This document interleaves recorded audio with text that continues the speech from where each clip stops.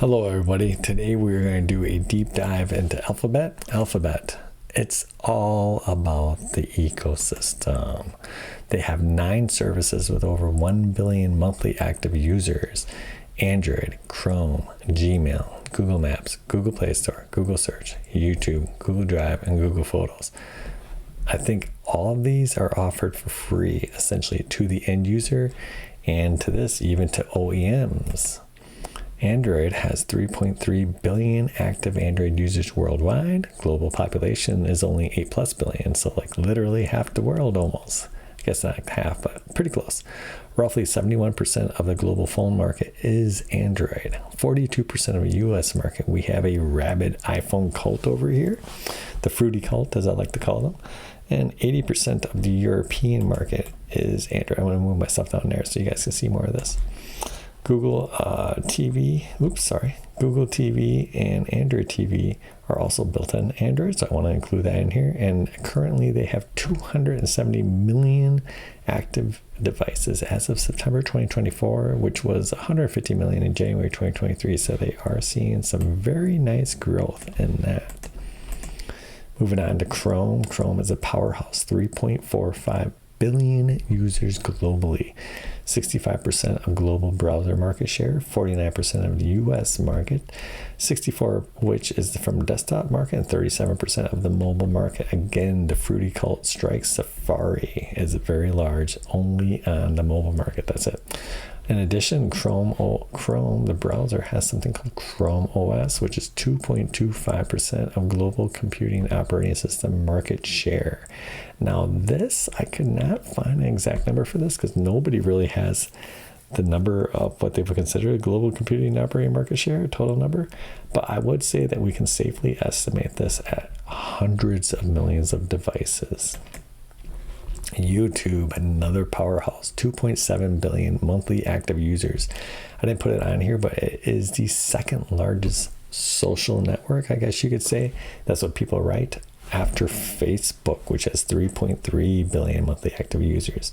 Over 100 million paid subscribers between YouTube Music and YouTube Premium, either or both. Apparently you can get YouTube Music without YouTube Premium, but you cannot get YouTube Premium without music. It's just included. So I don't know how many people are on YouTube Premium, but we know 100 million paid subscribers between the two. YouTube TV has over 8 million subscribers as of February 24th, 4th largest pay TV provider in the United States.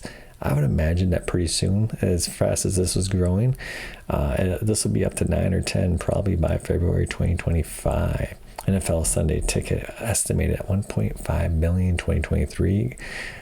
Google did not release that number. That is from other analysts. Google Search, roughly estimate of 4 to 5 billion users worldwide, so over half the world. 90% of global search engine market, just total dominance. 8.5 billion searches processed daily. 84 billion visits monthly. Anyone who tells you that this is under threat is delusional. It doesn't mean that they can sit on their hands and not do anything, but this is a powerhouse. So we have, let's go back real quick. We have these 9 products. I didn't go through all of them. I went through kind of the largest ones. You do have Google Drive, Google Photos, over 1 billion on each of those. Play Store, of course, and Maps. But what do all of these do? Gmail, of course, I think has like 1.5 billion. What do all these things do? They provide a synergy and they provide a moat that protects their core offering, which is all about the advertising. Google search ads, how they work. These are the text ads you see at the top and bottom of Google search result pages. Advertisers bid on keywords related to their products or services. When someone searches for those keywords, Google runs an auction to determine which ads to show. Targeting. Advertisers can target their ads based on various factors like keywords, location, demographics, even and time of day. And advertisers typically pay per click, meaning they only pay when someone clicks on their ads for search, mind you. Display ads. How this works is these are visual ads that appear on websites, apps, and videos across the Google Display Network, which reaches over 90% of internet users worldwide. Now keep in mind, this is through what they would have called partners. You can partner with it by creating your own website and run ads from Google or an app, etc., etc. Formats. Display ads come in various formats, including image ads, video ads, and interactive ads. Advertisers can target their ads based on audience interests, demographics, website content, and more. And advertisers can pay per click, per 1,000 impressions, or per action.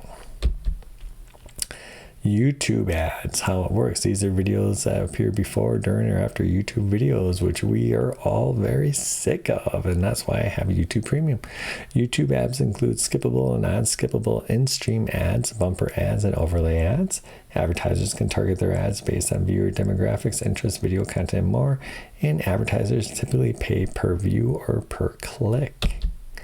Advertising continued. App campaigns. These ads promote mobile apps across Google's properties, including Search, Play Store, YouTube, and a Google Display Network. The goal here is to drive app installs and engagement. Advertisers can target their ads based on user interest, demographics, and app usage behavior. And of course, advertisers typically pay per install or per action. Beyond these core methods, Google also advertising solutions for local businesses with My Business and on Google Maps. Shopping. I think Google Shopping is greatly underrated. Google Shopping ads showcase products directly in search results. It does this through a carousel, and they haven't broken it out yet, but I wish they would, because I tell you, when I shop for items now, I almost exclusively use Google Shopping to find the best price on something. Hotels and travel. Google Hotel Ads allows hotels to advertise their rooms and rates. So we have this ad network. This is their bread and butter. This is where they make most of their money. And so they have this incredibly powerful moat consisting of 9 services, not limited to, consisting but not limited to 9 services that have over 1 billion monthly active users, which they give to the people for free. What does this result in? It results in incredible revenue. $84.7 billion. All those numbers are in millions. 14% increase year over year. Operating income $27.4 billion. Operating margin 32%. Look at this numbers year over year. Again, Tesla, they reported they had the lowest expectations. They reported numbers that beat their lowest expectations by a little bit. That stock jumped 25%. Everybody expects so much from Google. Look at this, huge numbers, but this barely beat expectations, right? And the stock, I think it actually ended up dropping because it missed on one item. It's the craziest thing. It drives me nuts, but that's neither here or there. Google just comes in, it beats, but it doesn't have a story, unfortunately. I have another video on that. Net income $23.619 billion, up from $18.36 billion. So year over year, you're talking a $5.3 billion growth. Oh my God, that's like 27% in net income. Look at their diluted EPS, right? Who makes this kind of money? $23.6 billion a quarter. Only Apple, only Microsoft can compete in here. Give you an idea, Tesla trades at 2.1. They would have to, or made like 2.1 last quarter. They would have to 10x their net income to be where Alphabet's at right now. So if we look at the breakdown now, Google Search and others, and YouTube Ads Network, the Google Network, so their advertising brings in 64 of the $84 billion in revenue that they have. So that's roughly 75%. It's not exactly, it's roughly. However, they do have $20 billion in other revenue. And that includes Google subscriptions, platforms, and devices. $9.3 billion, up from 8.1. That is a very nice growth of 1.2 billion on 8, which would be, what is that? 1.2, that'd be 12, like 15% also, maybe a little bit. Yeah, I don't know what that is. Yeah, it's like 15%. We'll just say 15%. Google services total up very nicely. Google Cloud up from $8 billion to $10.3 billion, right? Just a tremendous growth, okay, right there, $2.3 billion year over year.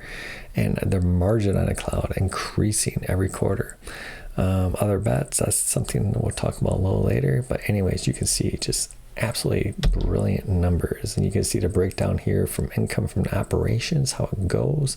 Services, Google Cloud brought in $1.172 billion in pure revenue, up from $395. That's only going to get better and better because their cloud is now getting flushed out. They were behind Microsoft and Azure. They were behind AWS and Azure. They still are in market share, but they were behind in building out their cloud. Now their cloud's getting more built out, and you're going to see their margins are going to start rising like crazy, okay, which is going to be great to their bottom line. Okay, so now we talked about their moat, how they have this beautiful moat of 9 services that protects their advertising. Essentially, they want to keep you in their apps, right? Because if you're in their apps and you're going to see one of their ads eventually, and they're going to make money. But they're expanding their moat with devices, specifically the Pixel lineup. Shipped 10 million devices in 2023. In Q3 2024, Google saw the highest ever smartphone volumes in a quarter. Nobody said what this is, but it's estimated at 4.6% of the US market. Now, this isn't even close to breaking into the Samsung Apple duopoly. However, it is extremely significant for Google, you know. And just think of it like this, and they don't make their money off devices. I think the iPhone accounts for 70 to 75% of Apple's revenues, right? They are 100% dependent on iPhone. This is just cake, icing on the cake for Google, right? Selling these devices. I don't even think they're looking at the devices like, hey, we want to make money off these devices. Certainly they do. I'm not saying they want to take a loss, but what it is they're providing a premium Google experience to their users, keeping you in their ecosystem. Again, expanding their moat, making their moat even stronger with the Pixel user for their advertising goals that they have. They also have Google Home, Google Nest, Pixel Watch, and the tablet, again, getting you into their ecosystem. And before someone says, oh, advertising is bad, I want you to know that every large tech company advertises. Okay, Amazon is becoming, I think, the 3rd largest advertiser behind Google and Facebook, and even Apple has a significant growing advertising business. And out of these large companies, none of them are more private than the other. That is 100% BS. Everything about you on Google is anonymized. An advertiser cannot see anything personal about you. They just know they're advertising to somebody that likes dog food. Okay, that's all they know. They don't know that it's you. They don't know who you are or where you live or anything like that.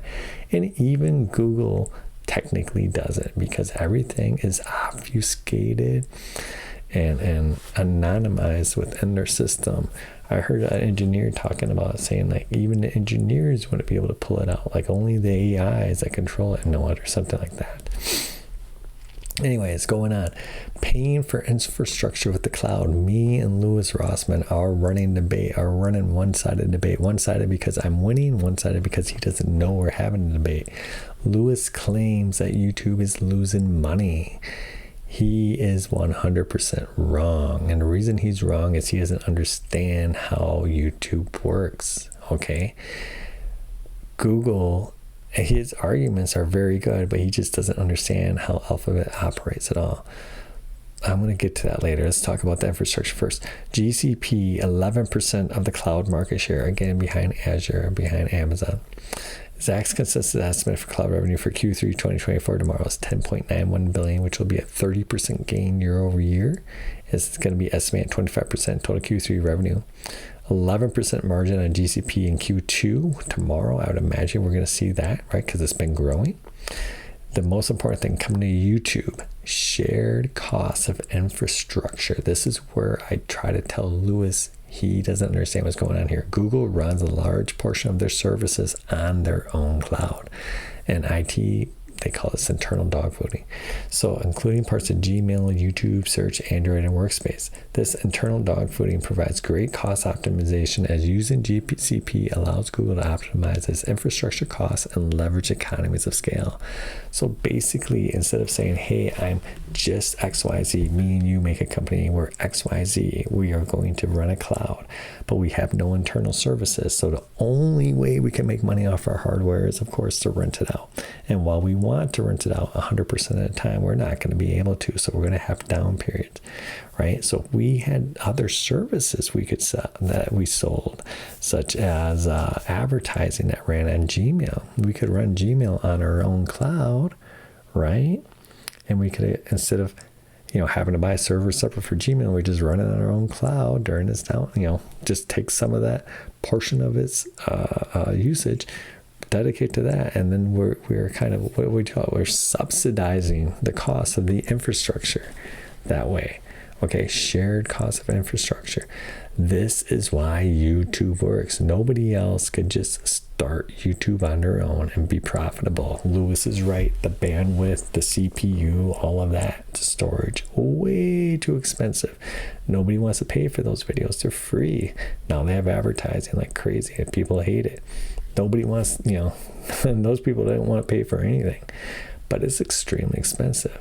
And even if you have advertising, even if you have subscriptions, you still would probably be at a loss unless you are Microsoft, unless you are Amazon, unless you are Facebook, unless you are Google, and you have an extensive cloud built out. Okay? And even the 3 cloud providers I mentioned have that leg up on Facebook. Because they rent out their cloudy services. So they having their customers subsidized for it. Mark Zuckerberg doesn't have that. Okay, and I'm kind of surprised that Meta hasn't started subsidizing their infrastructure by offering cloud services. But that's neither here or there. Not just their own cloud, but also their own chips, the Trillium lineup. So it used to be called TPU V4, V5, V5E, and V6, but now they call it Trillium. They were used to train Gemini model. These chips were 100% developed in-house by Google. Okay, they used them to train all the Gemini models. They did not use NVIDIA's offerings. They have the H100s, they have the Blackwell chips. Okay, they offer them to their clients in the cloud. But they also offer their own TPU chips, which they say offer better performance, though they are more specific. They're not as general as the NVIDIA offerings. Okay, but apparently these chips are so good that they didn't need to use any of NVIDIA's. They were more efficient to train Gemini on their own chips. These chips are also used in search. They help power Google search, making it faster and more accurate. In Gmail, TPUs assist with spam filtering, email categorization, and more. Google Translate, Google Assistant, and Google Photos. You can see all of that there. Google Axion ARM-based CPU. I think this was a very under-the-radar announcement. Goodbye to Intel and AMD x86, which has dominated the server market for a long time. Not server like the AI server market, but the traditional server market. These are already being deployed internally, and the benefits include performance and efficiency. Okay, these ARM-based chips like this, looking to be the brain of the data centers, they are much more efficient than their x86 counterparts. And when you are Google or Amazon or Microsoft and you have to partner with small modular reactors to provide energy, nuclear reactors for your data centers because they're so large, obviously energy costs are super important. Google claims Axion offers significant performance improvements in energy efficiency compared to traditional x86 chips. This is crucial for running their massive workloads and reducing their environmental footprint. Customization. By designing their own ARM-based CPU, Google has more control over the chip's feature and optimization, allowing them to tailor specifically for their needs. Scalability. Google is designed, Axion is designed to scale efficiently, enabling Google to handle the growing demands of its services and customer workloads, and then future-proofing. Okay, so Google is already using this internally. They will be opening up once again to their own customers. So internal dogfooding, they're going ahead, they're running their own services on these chips right now. And then they're going to take them with their spare capacity and have their customers pay for it. Doesn't get better than that. So that is Google. So we go back here, that is their That is their moat, right? And you can see how the cloud is even kind of part of that moat because it pays for it, but at the same time it's providing additional income. So it's like part of the moat and it's not part of it. But then they have things that aren't part of it at all. And this is where we have some long shots. Waymo. Waymo is now, I know you Tesla guys out there and be like, oh, Waymo, terrible. Okay. I'm not here to argue, but I'm here to argue. If you think Tesla is leading autonomous driving, you are nuts. Okay. Waymo right now has 100,000 riders per week as of October 24th. Okay. October 2024. In June 2024, they were at 50,000. So they doubled in just 4 months, 10x year over year. Okay. They're expanding to Austin by the end of this year. They're expanding to Georgia next year. What is this going to be in June of next year? Are they going to be offering 250,000, 300,000 rides? Could it be even as high as maybe 400,000? Who knows, right? But the point is they're putting out, they're going to have millions of rides by next year, okay? Millions of rides, hundreds of millions of miles, maybe even more, by middle of next year, end of next year. A paid, fully autonomous driving miles, where Tesla is not going to have one. In the US, it is possible that they could get into China. They're not going to have one, okay? So if you are going to say Tesla is beating Waymo, I disagree. However, that's okay. But one thing that I think we can agree on is that it is at least arguable, right? I can't be dismissive of your argument, and I'll tell you why I can't be dismissive of Tesla. Because the approach they're taking, if they can solve, and that's a big if, I do think they made a big mistake by not using LiDAR, but if they can solve it, it will be able to roll out much quicker than Waymo. Okay, because they're using AI for everything. Anthony Lewandowski, very shady character, but a genius, AI genius, worked at Waymo. Broke off, started a company. Google paid him a few $100 million. He ended up stealing a bunch of stuff from Google, a bunch of secrets. Really stupid. Got a prison sentence. Donated a bunch of money to Donald Trump, and Donald Trump gave him a pardon. Very smart guy. See what I'm saying? Very smart guy. But he just announced. He said, well, he likes what Waymo's doing. It's very practical. He said he likes Tesla's approach better. Okay.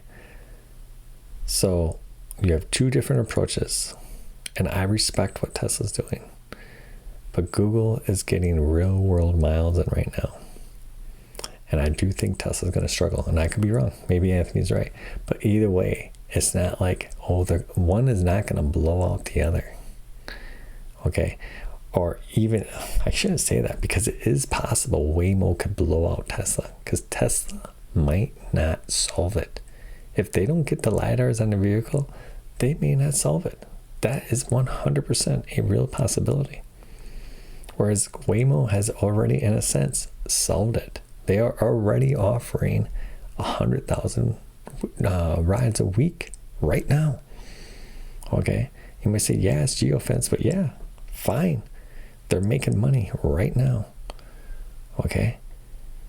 And as long as they keep geofencing more cities, they're going to be making more and more money.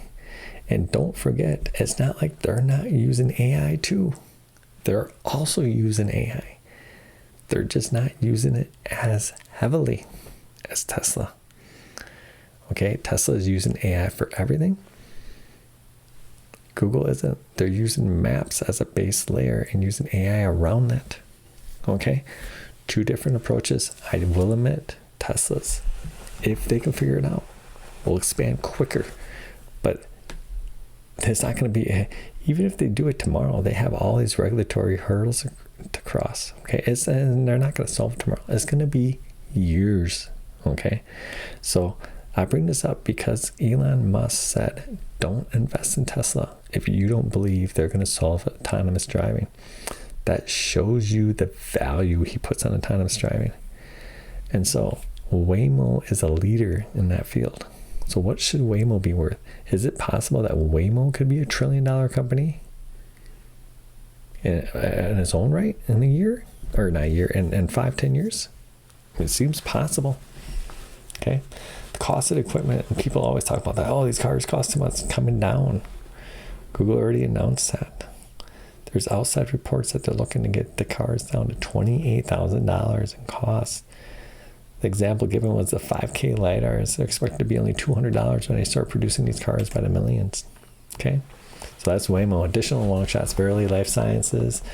Looking at such things as diabetes, malaria, such things like that. Calico Labs, extending your life. Intrinsic. When they had their Boston Dynamics, that was a robot that was 100% programmatically driven. It wasn't AI at all. So Intrinsic, they sold Boston Dynamics, and then they developed Intrinsic, which is using AI to help guide robots into their world, I guess, in their environment. Wing, this is a drone thing, and then Google Quantum AI. This one has tremendous potential too. Quantum computing, I could do a whole video on this. Quantum computing, Sabina Hassenfelder would say, if she heard my video, she would say I'm full of shit. She doesn't believe in hype at all, but quantum computing has tremendous potential if it can be done. I will agree with Sabina that it's not going to be done at least for 5 to 10 years. People are much further off than they think. The problem lies in the error correction. People look at it and they're like, oh, hey, we have these qubits, we can get them to work together, but they have error. And when you introduce new qubits to fix that error, then those new qubits have error. So they really just add to it. It's a big issue. Sneaky moat projects. You don't even realize it, but Google Fiber and Google Fi are made as sneaky moat projects to keep you in their environment. Remember that Google benefits when you're online. They dominate the online experience. They have so many services, right? It's hard to be online without touching one of their services in some way or form. You don't even realize it. And so they have Fiber and Fi to keep you online. It wasn't like Google said, hey, we want to compete with Comcast, because they don't. Laying fiber is super expensive, but they noticed that these companies were not motivated to release faster internet. And Google's like, hey, we want people to have faster internet. If they have faster internet, they're online more, they're on our products more, we're serving more ads.